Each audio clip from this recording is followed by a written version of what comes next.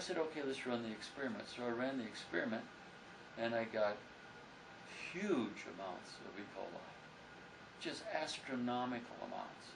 I'm talking about hundreds of thousands of E. coli per gram. This is unheard of.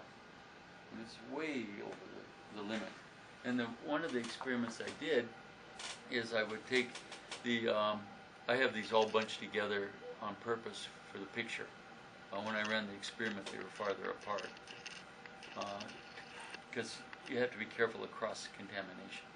And I have the Jarjeer, I wash it in sterile water, and then I take a sample out of there and I put it into a IDEX plate. I'll show you the IDEX plate. This is upside down. This is showing the data on the back. And this will tell us if E. coli, coliforms are present first, and if E. coli is present second. Now let's see if I have some pictures of the results. Let me go down to a tray. This is a different experiment here. There they are. Here are the trays. So if the so what you do is you take, let's say 50 cc's and divide it up into almost 100 different wells here. Big wells and small ones down here. And so these are subdivided. If they turn yellow, that means coliform is present. That is a bacterium that grows in your colon. Now that's an indicator that something's wrong. But this one is highly contaminated here, like that. And a lot of my plates, the whole plate was covered by E. coli.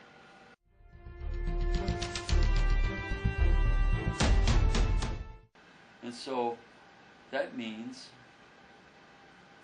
basically Jarjeer is unfit for human consumption.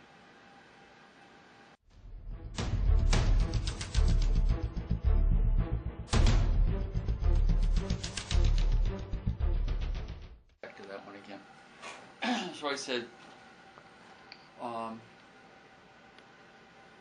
what about other things?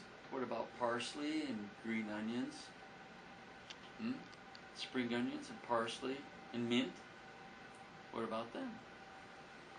Because you take spring onions and you take parsley and you take mint and you grind them all up and you add a little bit of vinegar and some olive oil and some chopped tomatoes, and what do you have? Tabbouleh. Right? Yeah. So I tested tabbouleh. Completely overrun with salmonella and E. coli. Completely overrun. And I have to dilute it to get the numbers small enough so I can count them. Otherwise every plate is black. You know, the magenta is covered up by the black.